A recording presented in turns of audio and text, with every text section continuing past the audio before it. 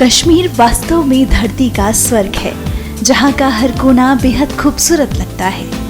यहाँ हर साल लाखों सैलानी घूमने के लिए आते हैं। कश्मीर घाटी और डल झील की सुंदरता पर्यटकों को मंत्रमुग्ध कर देती है।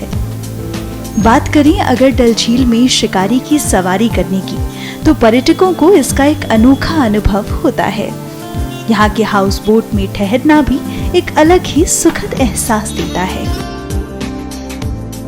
कश्मीर थर्ड टाइम आ रहे हैं। इससे पहले भी हम आए हैं, 2013 में आए हैं, उससे पहले भी आए हैं, 2015 के आसपास भी आए थे।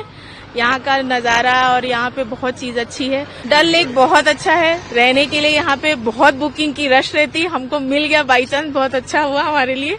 हमने 2 बोट बुक की थी। मुझे यहाँ आके बहुत बहुत अच्छा लगा। फर्स्ट टाइम मैं यहाँ आई हूँ, पर ये सारी चीजें बहुत ही खूबसूरत है।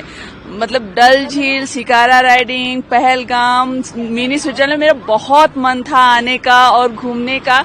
I am very excited.